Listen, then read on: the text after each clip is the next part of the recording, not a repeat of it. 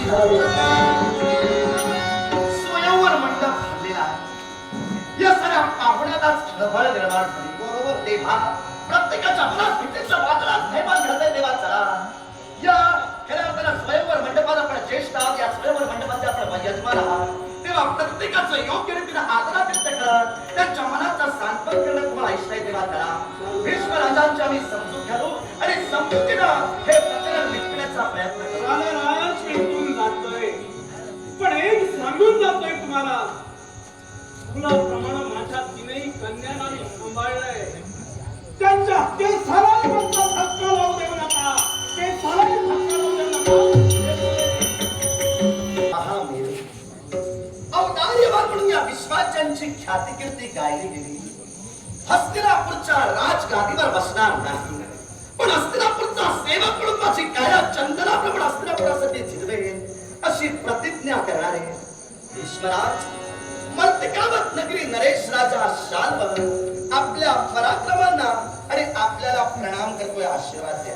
नशीब आमचं, तुम्ही तरी आमची योग्यता विसरला नाही. राजे शाल्व आशीर्वाद आहे, पण मनी प्रश्न युद्ध काशीराजा आणि आमचं चालू होतं. या युद्धात मध्यंतरी शस्त्र तुम्ही घातला. सांगा, आमच्यावर झालेल्या अन्यायाला वाचा फोडण्यासाठी की राजे काशीराजा यांची पाठराखण करण्यासाठी? महामहिम भीष्मराज, तुमच्या मुखातून शब्द बाहेर पडले. या तुमच्या द्वंद्वात मी मध्यस्थी केली, द्वंद्व थांबविण्याचा मी प्रयत्न केला. याच्या मुळाशी असणारं कारण तुम्हाला सहकार्य करण्यासाठी किंवा तुम्हाला प्रतिकार करण्यासाठी नव्हे, दुसऱ्या बाजूला काशी नरेशांची बाजूही घेण्यासाठी नव्हे, तर मी खऱ्या तुम्हाला थांब म्हटलं प्रतिकार करण्यासाठी मी पाची पावलं पुढे टाकली. याच्या मुळाशी कारण काय ठरलं माहितीये का? तर काशी नरेशांच्या 3 कन्या अंबा, अंबिका आणि अंबालिका या तिघांनी आपल्या सुखी संसाराची, आपल्या सुखी आयुष्याची, उज्ज्वल भवितव्याची अनेक स्वप्न आपल्या अंतस्करणी रचलेली. पण तुमच्या कृतीमुळे त्या तिघांच्याही स्वप्नांचा कुठेतरी चुराडा होत होता. त्यांच्या जीवनाला आजच्या क्षणापासून नवी दिशा मिळत होती. ती दिशा कुठेतरी खंडित होत होती आणि म्हणूनच मी तुम्हाला थांबविण्याचं कार्य केलंय. भीष्मराज, आपण ज्येष्ठ आहात. आपल्या पराक्रमापुढं खऱ्या अर्थानं तुमच्या पराक्रमांच्या डंक्याचं आणि तुमचं खऱ्या अर्थानं महत्व मी जाणतोय, पण तरी सुद्धा मी तुम्हाला थांबवतो. याच्या मुळाशी कारण आहे भीष्मराज, म्हणणं तुमचं रास्त ठरू शकेल. हस्तिनापूरचा जो अपमान झाला त्या अपमानाला वाचा फोडण्यासाठी खऱ्या अर्थानं ही कृती तुमच्या हातून घडते. मला फक्त एवढंच सांगा, हस्तिनापूरचा झालेला अपमान, या अपमानाला जाब विचारण्यासाठीच तुम्ही ही कृती केलात ना? राजे शाल्व, हस्तिनापुराचा झालेला अपमान नव्हे तर हस्तिनापुराच्या राजगादीचा झालेला अपमान आणि या अपमानाचा जाब विचारण्यासाठी झालेली ही कृती आहे. फक्त जाब विचारण्यासाठी जर तुमची ही कृती असेल तर मी आपल्याला कुठेतरी थांबा असा खऱ्या अर्थानं तुमच्या पवित्र चरणांपुढे मी तुम्हाला उपदेश करेन. याच्या मुळाशी असणारं कारण या 3 जीवांच्या उज्ज्वल भवितव्यावर कुठेतरी तुम्ही गालबोट आणू देऊ नका. या 3 जीवांच्या खऱ्या अर्थानं स्वप्नांचा पूर्ण होण्यासाठी पावलं तुम्ही उचलू नका. त्यांना त्यांच्या खऱ्या अर्थानं स्वयंवर मंडपात त्यांच्या मनपसंतीचा वर निवडू दे, त्यांचा संसार खऱ्या अर्थानं बहरू दे, त्यांच्या जीवनाची आणि उज्ज्वल भवितव्याची वाट मोकळी होऊ दे. आणि त्यानंतर तुम्हाला जर फक्त जाबाच विचारायचा असेल तर सारे आर्यव्रतातील या भारतवर्षातील आम्ही सारे राजे पुन्हा एकत्र बसूया आणि त्या क्षणी तुम्ही तुमचा जाब विचारा. पण ही वेळ तरी मला योग्य वाटत नाही. राजे शाल्व, मनधरणी आमची करण्यासाठी छान बोलला, पण आमची एक सवय आहे, आम्ही रोगानं देहाला ग्रासल्यानंतर त्याचं निदान शोधत नाही. ते निदान प्रथम शोधतो आणि त्या रोगावर मात करतो. तुमच्या मते हा स्वयंवर झाल्यानंतर आम्ही या गोष्टीचा जाब विचारायला हवा होता काय हो? जर का स्वयंवर झाल्यानंतर या गोष्टीचा जाब आम्ही विचारला असता आणि झालेल्या अपमानाला आणि अन्यायाला जर का वाचा फोडली असती तर राजे काशीराजा आपल्या तिलई कन्या पुन्हा स्वयंवर थटणार असते. भीष्मराज, तुम्ही बोलून मोकळे झाला. रोग ग्रासण्यापूर्वी रोगाचं निदान, हे खऱ्या अर्थानं रोग कोणता चाललाय तो ठरविण्या आधीच म्हणे तुम्ही त्याचं निदान शोधून काढता. पण मला तरी असं वाटतंय, एखाद्या व्यक्तीला रोग जळल्यानंतर नेमका रोग कोणता आहे तो जाणून घेऊन त्यावरचं निदान शोधलात तर बरं होईल. रोग जळण्या आधीच निदान शोधत तुम्ही तुमची बुद्धिमत्ता आमच्या बोलण्याचा अर्थ तुमच्या ध्यानी आला नाही. दुसरी गोष्ट आहे का? बोला. एखादा रोग शरीराला ग्रासल्यानंतर याचा अर्थ त्या रोगानं पूर्णतः शरीर शिळ केल्यानंतर आम्ही त्याचं निदान शोधत नाही. त्या रोगाची चिन्ह आम्हाला दिसू लागली की ताबडतोब आम्ही त्याचं निदान शोधतो. मग रोगाची चिन्ह दिसत असताना जर तुम्ही खऱ्या अर्थानं त्यावर निदान शोधता तर मला वाटतं रोग खऱ्या अर्थानं पूर्ण ग्रासल्यानंतर तुम्ही पावलं उचलता. हे आता तुम्ही जी कृती घडवला त्यावरून मला दिसून येते. तुम्ही काय बोलून मोकळे झालात? भीष्मराज, तुम्ही काय बोलून मोकळे झालात? जर समजा या तिन्ही कन्यांचा स्वयंवर जाब विचारायचा आहे तुम्हाला, ते कारण खऱ्या अर्थानं साऱ्या क्षत्रियांची बैठक बसल्यानंतर जर तुमच्या बाजूला तो खल गेला तर काशीराजे पुन्हा यांचा स्वयंवर थाटतील का? मी तुम्हाला काय सांगितलं, स्वयंवर पुन्हा मांडण्याचा प्रश्नच येत नाही. मी बाजू कुणाची घेतली, मी माझी भूमिका काय दर्शवली, तर या तीन जीवांनी जी आपले उज्ज्वल भवितव्याची स्वप्न रेखाटली ती मातीमोल होऊ नये म्हणून तुम्ही ज्येष्ठ म्हणून फक्त काही काळासाठी थांबा. त्यांना याच स्वयंवरात त्यांच्या आवडीचा वर त्यांना निवडू दे. त्यांच्या उज्ज्वल भवितव्याची वाट मोकळी होऊ दे. त्यांना त्यांच्या संसाराला लागू दे. जर तुम्हाला फक्त जापाच विचारायचा आहे तर जाप या तिघांचा खऱ्याचा संसार पाळल्यानंतर पुन्हा क्षत्रियांची बैठक घेऊन भारतवर्षातील राजकर्त्यांना एकवटून खऱ्याचा खल करता येतो. मग या तुम्ही थांबविणं हे तुम्हाला इष्ट वाटतंय का? काशी राजांच्या बाजूला तुम्ही त्यांची बाजू मांडता, तुमची तळमळ आमच्या नेत्रात दिसते. पण काय हो, तुम्ही सुद्धा आमचे मांडलिक आहात. तुम्ही सुद्धा तुमच्या राज्यात अनेक धर्मकार्य केलात. मग ती धर्मकार्य करत असताना इतरत्र कोणताही त्रयस्थ निमंत्रण न पाठविता मी सम्राट या नात्यानं आणि तुम्ही मांडलिक या नात्यानं तुम्ही स्वतः ते निमंत्रण घेऊन आमच्यापर्यंत आलात. निश्चितच. मग जर का तुम्ही तुमच्या राजनीती राजशिष्टाईला विसरला नाही, राजे काशी राजा विसरले, मग त्याला त्यांची जाणीव करून देणारा हा देवदत्त चुकीचा कसा? कांगेय, तुमची कृती चूक आहे असं मी म्हटलेलं नाही, पण तुम्ही जर थांबला असता तर तुमचा सुज्ञपणा दिसून आला असता. यावेळी ज्या वेळी आम्ही खऱ्या तर आमच्या राज्यात धर्मकार्य आरंभली त्याचं निमंत्रण प्रत्येक क्षत्रियांना देण्यासाठी आम्ही स्वतः झालो.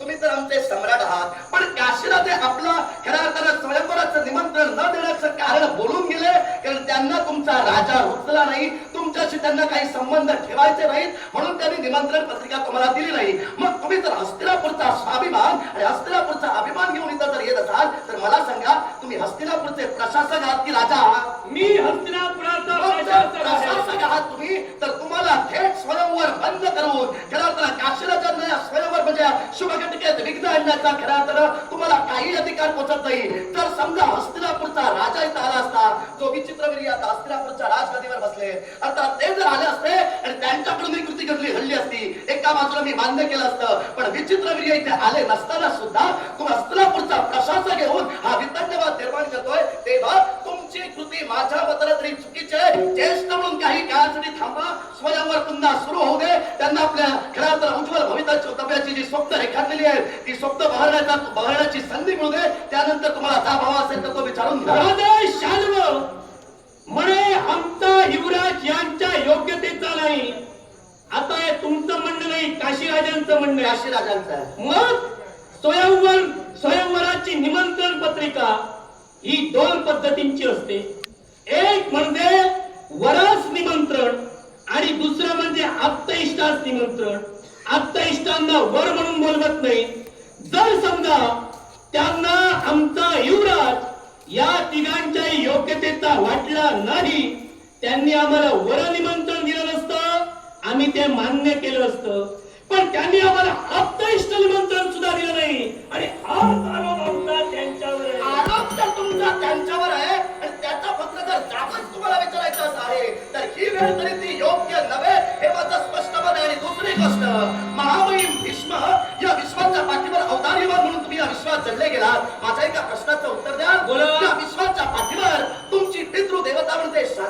राजे या शांतनू राजांना खऱ्या अर्थानं गंगेपासून शांतनू राजा आणि गंगा माता यांच्यापासून खऱ्या अर्थानं तुमचा जन्म झाला. पण गंगा माता ज्यावेळी पुनश्च स्वर्गाच्या ठाई गेली त्यावेळी हे शांतनू राजे म्हणजे तुमची पितृदेवता धीवरदास नावाच्या कोळ्याची खऱ्या अर्थानं कन्या म्हणजे सत्यवती या सत्यवतीच्या प्रेमात पडले आणि त्या तिच्याशी लग्न करण्याची त्यांच्या मनात इच्छा निर्माण झाली. आपल्या पित्याची या उद्विग्नतेचं कारण ज्यावेळी तुम्ही जाणून घेतला तुम्ही तुमची पितृदेवता तुम्हाला सूचित करती झाली की धीवरदास नावाच्या कोळ्याच्या खऱ्या अर्थानं कन्येवर माझं प्रेम जमलेलं आहे. तेव्हा वडिलांचं प्रेम त्यांना मिळवून द्यावं वडिलांचं लग्न व्हावं म्हणून तुम्ही त्या धीवरदास नावाच्या कोळ्यांपर्यंत गेलात आणि त्यांना सांगितलात की माझ्या पित्याला तुमच्या कन्येची गरज आहे. एवढंच नव्हे ते हस्तिनापुराला आईची गरज आहे. तेव्हा हा त्यांचा पुत्र तुमच्याकडे विनंती करतोय माझ्या पितृदेवतेला तुमची कन्या द्या. त्यावेळी ते धीवरदास खऱ्या अर्थानं उद्गारले आणि ते काय असतील तर हे खऱ्या अर्थानं भीष्मा हे खऱ्या अर्थानं देवव्रता या विश्वाच्या पाठीवर तुला हस्तिनापूरचा यौवा राज्याभिषेक झालेला आहे. यौवा राज्याभिषेक झाल्यानंतर काही काळानंतर हस्तिनापुराच्या राजगादीवर तू बसशील. मग माझ्या सत्यवतीचा विवाह जर शांतनू राजांशी झाला तर त्यानंतर माझ्या सत्यवतीच्या कुशीकुलात जन्माला येणारे पुत्र हे खऱ्या अर्थानं हस्तिनापूरच्या राजगादीची सेवा करतील हे विधान मला मान्य नाही. सत्यवतीचा पुत्र हस्तिनापूरचा जर राजा होत असेल तरच हा विवाह होईल. त्यावेळी तुम्ही खऱ्या अर्थानं प्रतिज्ञा केलात मी आजन्म ब्रह्मचारी राहीन. मी खऱ्या अर्थानं हस्तिनापूरचा स्वप्नाचा हाती घेऊन हस्तिनापूरचा प्रशासक म्हणून राहील. मग वडिलांच्या विवाहासाठी तेव्हा खऱ्या अर्थानं तुम्ही झटलात. आता यांचा विवाह काय मोडायला आला. राजे शाल्व वडिलांच्या विवाहासाठी मी झटलो. मी म्हणण्यापेक्षा शंतनू राजकर्त्यांच्या विवाहासाठी नात्याला एक पुत्र झटला. म्हणजे बापाच्या स्वाभिमानासाठी आणि बापाच्या इच्छेसाठी एका पुत्रानं स्वतःच्या इच्छा मारिल्या. मग जर का एक पुत्र बापाच्या इच्छेसाठी आणि बापाच्या स्वाभिमानासाठी स्वतःची स्वप्न मारू शकतो मग मी झाल्यानंतर किंवा या तिन्ही कन्यांनी संपूर्ण स्वयंवर मंडपात पाहिल्यानंतर ज्यावेळी त्यांना हस्तिनापुरातील एकही व्यक्ती दिसली नाही त्यावेळी काय यांच्या मुखातून शब्द आले नाही का त्यांनी स्वतःच्या पित्याला विचारलं नाही. एक जर का पुत्र बापासाठी स्वप्नांची राखरांगोळी करू शकतो तर या तीन कन्या यांनी का विचारलं नाही. प्रत्येक देशोदेशी स्वयंवराची निमंत्रण पत्रिका देण्याची जबाबदारी या तिघांची नव्हती ती काशीराजांची होती. आता त्यांनी साऱ्या राजकर्त्यांना निमंत्रण दिलं पण वगैरे फक्त हस्तिनापुराला. त्याचं कारणही त्यांनी स्पष्ट केलं. तुम्हाला जर फक्त जाबाच विचारायचा होता तर खऱ्या अर्थाने या शुभ प्रसंगी तुमच्यासारख्या तरी शुद्ध व्यक्तीनं विघ्न निर्माण करणं इष्ट नव्हतं. तेव्हा विद्याला जाब विचारण्याचा त्यांचा संबंध नाही. त्यांनी खऱ्या अर्थानं ठरविलं होतं या खऱ्या अर्थानं स्वयंवर मंडपात जे नृपकुमार उपस्थित आहेत त्यांच्या खऱ्या अर्थानं कंठी मार घालून आपल्या जीविताचा आपण मंगल घडवू. त्यांचं काय चुकलं. राजे शाल्व खऱ्या अर्थानं आम्ही तुमचं सारं ऐकून घेतलं पण मला सांगा म्हणे यांचं निमंत्रण देण्याचं काम नव्हतं पण काशीराजाच्या वतीनं जी तुमची उत्तंबरता होते काय हो मी तुम्ही जे इथं उभे आहात ते या तिघांसाठी त्या काशीराजासाठी की क्षत्रियाला सहकार्य करावं या उदाहरणासाठी. मी फक्त माणुसकीचा धर्म जोपासतोय. कुठंतरी तुमच्या या कृतीमुळं तुमच्या या क्रियेमुळं या तिघांची स्वप्न मातीमोल होत आहेत म्हणून मानवतेचा धर्म जोपासण्यासाठी मी तुमच्या समोर उभा आहे. माणुसकीच्या गोष्टी शाल्वराजे तुम्ही करूच नका. करू नये. मानवतेच्या गोष्टी तुम्ही करू नका. काय हो माणुसकी तुमच्यात आहे मानवता तुमच्यात आहे. तुमच्यात तरी कुठे ऐका मी तुम्हाला तुमच्यातही पटवून देईन. आमच्यात कशी नाही ती नंतर तुम्ही सांगा. बोला तुम्ही. ऐका ज्यावेळी आमची पितृदेवता म्हणजे राजे शंतनू हे शंतनू ज्यावेळी निवर्तले त्यावेळी हस्तिनापूर सुतकात होत. सुतकात असताना चौथ्या दिवशी उग्रायूनं एक दूत आमच्या हस्तिनापुरात पाठविला आणि त्या हस्तिनापुरात दूत पाठवून त्याच्याकडे एक संदेश पाठविला राजा शंतनू निवर्तले पण ही महाराणी सत्यवती अजून कुमारी आहे अजून तिचं तारुण्य आहे. तेव्हा हा उग्रायू सत्यवतीचा स्वीकार करण्यास तत्पर आहे. नव्हे तर हस्तिनापुराची साळीफरा मी माझ्या हाती घेण्यास तयार आहे. आता दूत म्हणजे तो शांती दूत झाला. त्याच्या जागी जर का अन्य कोणी असता, क्षणार्धात त्याचा मी शिरच्छेद केला असता. पण शांती दूत म्हणून आम्ही त्याला पुन्हा तसाच प्रतिसंदेश पाठविला आणि आम्ही त्याला धडधडीत नकार दिला. हा नकार उग्रायूंना पचला नाही. त्यावेळी सूतकाच्या 4थ्या दिवशी या उग्रायूनं हस्तिनापुरावर आक्रमण केलं. मानवता तुमच्यात होती, माणुसकी तुमच्यात होती. माणसानं म्हणे माणसाला सहकार्य करायला हवं, माणुसकीचं नातं राहून बाजूला. पण एका मांडलिकानं सम्राटाला सहकार्य करावं. मग ही माणुसकी त्यावेळी काय विसरला होता की काय? माणुसकी विसरण्याचा प्रश्न येत नाही. उग्रयुद्धानं तुमच्यावर आक्रमण केलं, तुम्ही सुटके होता. शांतनुला ते ज्यावेळी निवर्तले त्या 4थ्या दिवशी त्यानं आक्रमण केलं. मग माणुसकीचा धर्म जोपासण्यासाठी मी तुम्हाला सहकार्य करायला यायला हवं होतं, अशी जर तुमची मनोधारणा आहे तर मला एवढंच सांगा, आक्रमण त्यानं तुम्हाला सांगून केलं होतं की मला सांगून केलं होतं? आक्रमण कुणालाही सांगून होत नाही. म्हणजे आक्रमण तर अनावृत्या झालं. मग आक्रमण उग्रायुध राजा करणार याची कल्पना तुम्हालाही नव्हती आणि मलाही नव्हती. तुम्हाला जर राजक्षत्रियांच्या सहकार्याची गरज होती तर आम्हाला तुम्ही निमंत्रण पत्रिका पाठवायला हवी होती. तेव्हा जर आम्ही तुमच्या सहाय्यासाठी आलो नसतो तर आमच्यातील माणुसकी मेली. मी ठाम तुम्हाला सांगतो, सहकार्याची जर तुम्हाला गरज होती तर तुम्ही पत्रिका पाठवायला हवी होती, निमंत्रण पाठवायला हवं होतं. पाठवलं नाही तर आम्ही आलो नाही. कुणासमोर काय बोलतो त्याचा विचार कर. विचार करूनच बोलतोय. माझ्या म्हणण्याने तुम्ही बोलताय की जरात पडताय. निमंत्रण मी दिलं नाही म्हणून तू ओरडतोयस काय रे? युद्ध किती दिवस चालू होतं तुम्हाला माहित नाही? तुमच्या राज्यात झालं ना. सम्राट मी होतो, मंडलिक तू होतो, तुला येत नाही. मग ऐका, चाल. ज्ञात नाही असातला विषय नाही. मग? आमची गुप्तहेर यंत्रणा सक्षम आहे. वा. ते युद्ध तुमचं 3 दिवस चालू होतं. मग ही गुप्त आहे तुमची जर का यंत्रणा सक्षम आहे, युद्ध किती दिवस झालं हे गुप्तहेरांनी कळ दिलं. मग आक्रमण झालं तेव्हा गुप्तहेर झोपले होते. गुप्तहेर झोपले होते म्हणून सांगू नका. आक्रमण झाले तेव्हा आमचं गुप्तहेर जर झोपले होते तर या काशीराजांनी आपल्या खेळावर 3 कन्यांचा स्वयंवर आरंभला. मग त्या स्वयंवर खेळावर पर्वाच्या शुभमुहूर्तामध्ये मध्ये दिवस होते. मग त्या स्वयंवराची निमंत्रण पत्रिका तुमच्यापर्यंत पोहोचली झाली नाही. तेव्हा काय तुमचे गुप्तहेर झोपले होते? त्यांनी तुम्हाला सांगितलं नव्हतं? काशीराजांनी खेळावर स्वयंवर आरंभलाय तेव्हा आधी येऊन सुद्धा तुम्ही थांबवला असता. राजा शाल्व स्वयंवर पर्वाच्या मुहूर्तावर होता, मध्ये एक दिवस होता. मग त्या दिवसात निमंत्रण पत्रिका आमच्याकडे पोहोचू शकली असती. मग त्या निमंत्रण पत्रिकेची मार्ग प्रतीक्षा आम्ही करत होतो. आणि राहता राहिली दुसरी गोष्ट ऐका. हा, बोला. राहता राहिली दुसरी गोष्ट म्हणे आम्ही तुम्हाला निमंत्रण द्यायला हवं होतं. काय हो, राज्यात आमचं आक्रमण झालं आणि आम्ही तुमच्याकडे यावं, सहकार्य आम्हाला करा म्हणून. आणि काशी राजाच्या वतीने आता म्हणतात, सांगा बरं, काशी राजाच्या वतीने जे तुम्ही म्हणतात ते काशी राजानं पत्र लिहून ठेवलं होतं की काय? भीष्मराज आक्रमण करणार, सही सहकार्यासाठी तुम्ही या म्हणून. भीष्मराज हे शुभ कार्य आहे. शुभ कार्यात येण्यासाठी घरात पत्रिका रेखाटली जाते. शुभ कार्यात विघ्न येणार म्हणून कोण पत्रिका रेखाटत नाही. तुमच्याकडे तशी पद्धत आहे का? पत्र म्हटलं मी, पत्रिका नाही म्हणालो. मग पत्र रेखाटण्याचा प्रश्न देत नाही. त्यावेळी जे घडलं त्याचे आम्ही प्रत्यक्षदर्शी पुरावे नव्हतो. ते आक्रमण होतं, ते अनावृत्य झालं होतं. पण आताच्या घटनेचे आम्ही प्रत्यक्षदर्शी पुरावे आहोत म्हणून आम्ही तुम्हाला थांबले. आमचं काय चुकलं? राजे शालू, पण त्यावेळी मी तुमचा सम्राट होतो, आता सुद्धा आहे. मग त्यावेळी जर का हस्तिनापुरात आले असताना झाला असता, याला जबाबदार कोण होता? सम्राट तुम्ही नाही, तुम्ही फक्त प्रशासक आहात. सम्राट आहेत ते विचित्रवीर्य आहे. तुमचं झालं कसं? भीष्मराज तुम्हाला सवय जाता लागून गेलेली आहे. उभारलेली राज्य ही खेळात रासात न्यायची आणि रास झालेली राज्य पुन्हा वैकुंठी करायची. ही तुमची सवय मोडणारी नाही. तुमच्या वक्तव्यातून तुम्ही आता पटवून दिलेला बोलण्याचा अर्थ काय? बोलण्याचा अर्थ आहे का? मी जे बोलतो ते स्पष्टच करून द्या. स्पष्टीकरण हवं असेल तर आता ऐकून चला. या विश्वाच्या पाठीवर अत्री ऋषींचे पुत्र म्हणजे सोम ऋषी. हे सोम ऋषी पृथ्वी परिभ्रमणासाठी ज्यावेळी गेले होते त्यावेळी एका वृक्षाच्या छायेत ते निद्रिस्त झाले.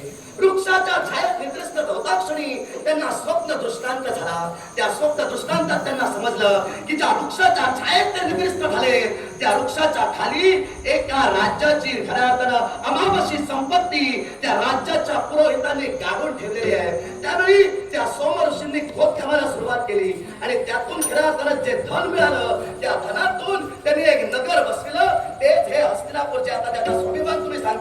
तेव्हा एक राज झालेलं राज्य, या राज्याचा स्वाभिमान घेऊन जर माझ्याशी भांडत असाल तर मला तरी वाटतंय तुम्ही चुकतात. कारण राज चाललेलं राज्य जर सोमऋषींनी उभं केलं नसतं तर आज तुम्ही माझ्याबरोबर भांडायला उभं ए शानभाऊ, तू प्राप्त परिस्थितीवर बोलतोयस, पण या मागचं वास्तव फार वेगळे.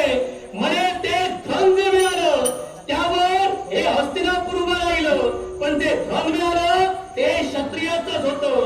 राज्य अविनाश, राजकर्ता ओंकार याचे 24 पुत्र, आणि हे 24 पुत्र त्या अविनाश राज्यावर राज्य करत होते. राजकर्ता राजा ओंकार होता. त्यावेळी राजकर्त्याला वाटलं की माझे 24 पुत्र आहेत, म्हणजे या विश्वात माझ्यासारखी संपत्ती अजून दुसऱ्या कोणाकडेही नाही. त्यावेळी काय झालं, 18 एका बाजूला गेले, 6 एका बाजूला गेले, 24, 18 आणि 6 विभागले गेले. त्यांच्यात द्वंद्व झालं आणि त्यामुळे त्या अविनाश राज्याचा राज झाला. जे क्षत्रियाचं गेलं ते क्षत्रियाला मिळालं. आईच्या पिठावर रेगोटे ओढणारे आम्ही नव्हे. ब्राह्मणाला जर उभं केलं नसतं तर आज तुम्ही दिसलाही नसता. तेव्हा माझ्या मताला तुमची कृती अयोग्य आहे. मग त्या अयोग्य कृतीवर ठामराव जर तुम्ही भांडत असाल तर ईश्वरात तुमच्या सूत्रपणाला तुम्ही घालवत नव्हता. सूत्रपणाला मी घालवतोय इतका मत काही. ही कृती तुम्ही करताय. इस्लामच्या राजधानीचा झालेला अपमान आणि या अपमानाला वाचा फोडण्यासाठी जाती काशी राज्यावर विजय मिळविला. मध्यंतरी एकही राजकर्त्याला प्रत्येकावर विजय मिळवी. मग प्रत्येकावर जर तुम्हाला तुमचा विजय मिळवायचा मन असेल तर आज शाहजहान या अयोग्य कृतीवर टीका करत तुम्हाला प्रतिकार करायचं आव्हान स्वीकारलंय. अरे कोंडाला कोंडला देव देऊडी कोंडला. अरे कोंडाला कोंडला देव देऊडी कोंडला. पारे सांडला सांडला भाव भक्तीचा सांडला. पारे सांडला सांडला भाव भक्तीचा सांडला. अरे कोंडाला कोंडला देव देऊडी कोंडला. उजेड अंधारा देवाचे हे रूप, त्याचे मनी पाप ठेवू नये. कोंडलं हे पाणी वाट द्या मोकळी, विश्वाचा तुम्हारी होई भक्ता. अरे कोंडाला कोंडला देव देऊडी कोंडला.